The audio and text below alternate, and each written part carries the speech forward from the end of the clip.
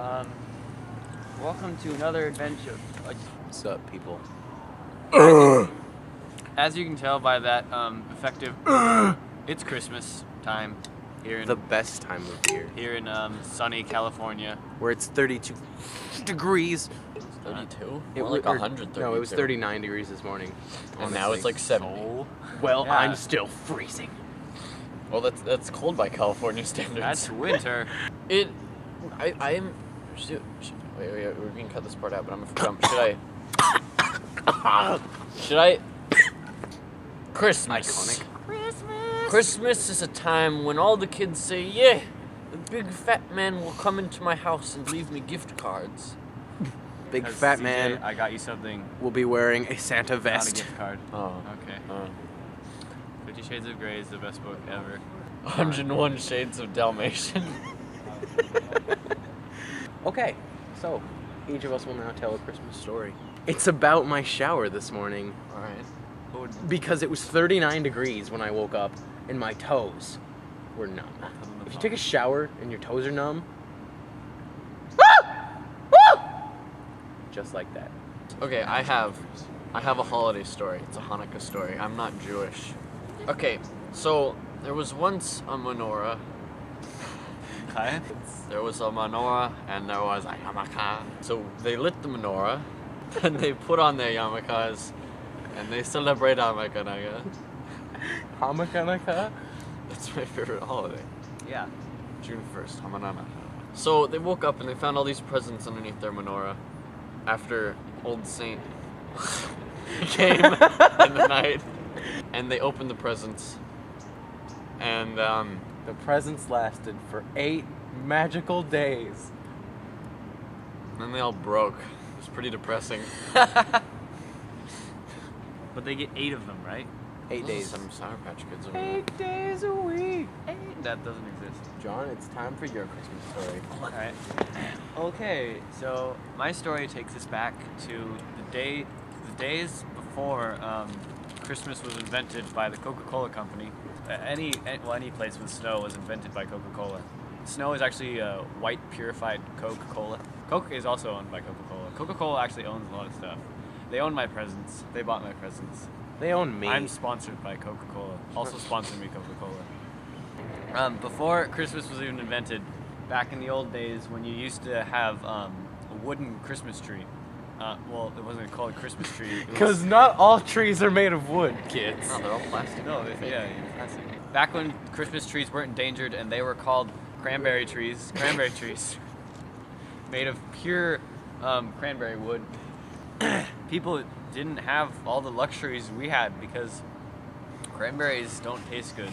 That was before Abraham Lincoln came to the picture. And he revolutionized the milking Yeah. industry. When he came down from the heavens. yeah, he brought with him such wonderful miracles as the Christmas tree and the big hat. And the mirror. There and the arose mirror, such a clatter. the mirror, which he broke every time. He invented it. He invented it. And then he perfected it so that no man could best him In the front art of of a mirror. And that's why anytime you go to a museum, they're called picture frames. Because Abraham Lincoln invented Christmas. This is cool.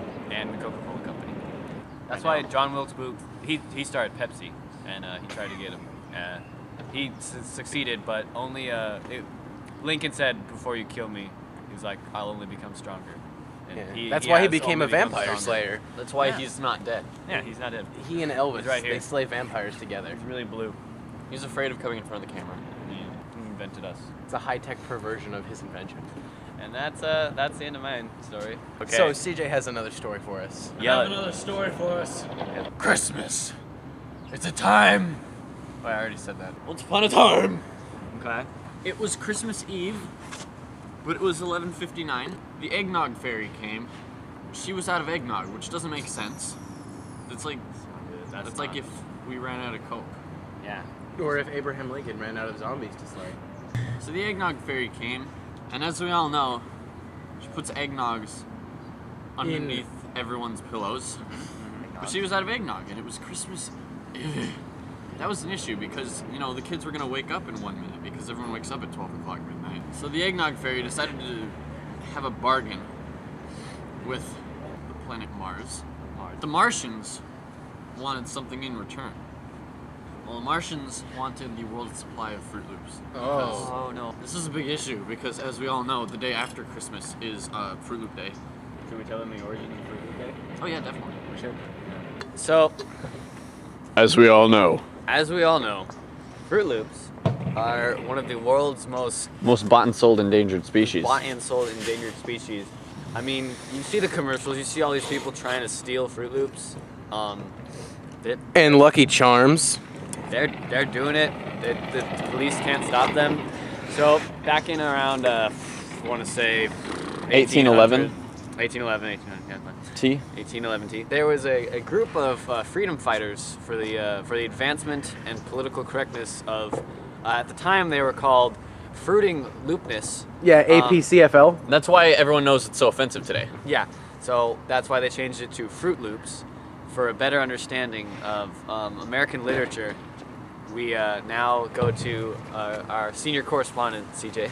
Now, we all gotta remember that Hamlet was written by Bill Shakespeare at this time, so it was incredibly offensive to all the Fruit Loops. They just weren't happy with this, so they decided to make their own holiday because, you know, they're people too. You know, they can't really celebrate a lot of the same holidays we do because it's just not their beliefs. So, once Hamlet came out on Blu-ray, it was a much bigger issue. Yes, because, you know, they felt like it was infringing on their rights. When, you know, fundamentally it wasn't, but at the same time it was kind of offensive against them. What their holiday consisted of and entailed, like what they did to celebrate, can be described by this thing. Hi, so I'm this thing. Senior correspondent on Cereal Holidays, Riley Dickinson here. See, Fruit Loops celebrate a very different holiday than most cereals, whereas Lucky Charms go out and get drunk, and Cheerios spend a very plain holiday with school supplies. Fruit Loops, they spend their time being merry and enjoying their family.